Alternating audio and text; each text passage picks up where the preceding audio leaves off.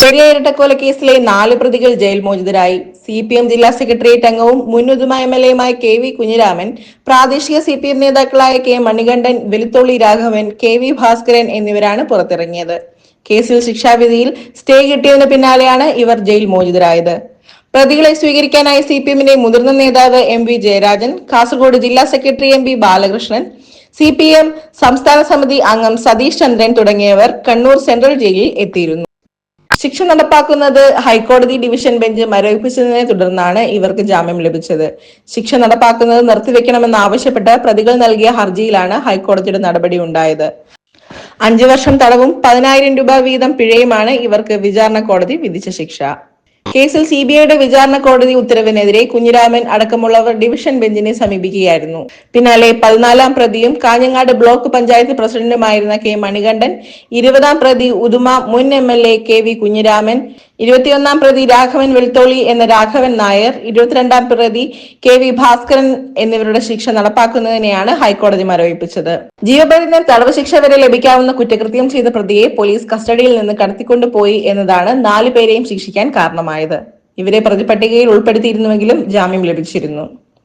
കുറ്റകൃത്യം നടത്തിയ പ്രതികളെ പോലീസ് കസ്റ്റഡിയിൽ നിന്ന് മോചിപ്പിച്ചതായിരുന്നു ഇവർക്കെതിരെയുള്ള കുറ്റം. അതേസമയം ഡിവിഷൻ ബെഞ്ച് ഉത്തരവ് കോടതി ഉദ്യോഗസ്ഥൻ സെൻട്രൽ ജയിലിൽ എത്തിയ ശേഷമേ 4 പേർക്കും പുറത്തിറങ്ങാൻ സാധിക്കുകയുള്ളൂ. നേരത്തെ CPM കേന്ദ്ര കമ്മിറ്റി അംഗം PK ശ്രീമതി, ജില്ലാ പഞ്ചായത്ത് മുൻ പ്രസിഡന്റ് PP ദിവ്യ എന്നിവർ ജയിലിലെത്തി എല്ലാ പ്രതികളെയും സന്ദർശിച്ചിരുന്നു. മനുഷ്യത്വത്തിന്റെ പേരിലാണ് ഇവരെ സന്ദർശിച്ചതെന്ന് ശ്രീമതി പറഞ്ഞു.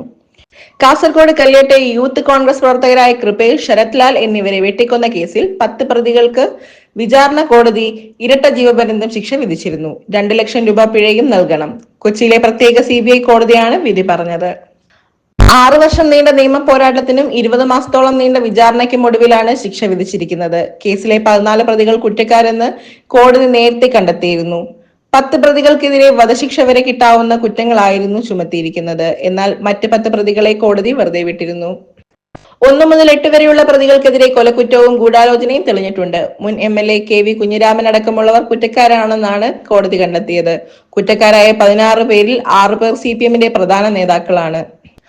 മുഖ്യ ആസൂത്രകൻ CPM പെരിയ ലോക്കൽ കമ്മിറ്റി മുൻ അംഗം A പീതാംബരൻ, കൊലപാതകം കൃത്യം നടത്തിയ Saji C George, KMK Suresh, K Anilkumar, Jijin R Sreerag, AN Ashwin, Subeesh എന്നിവർക്കെതിരെയാണ് കൊലക്കുറ്റം തെളിഞ്ഞത്.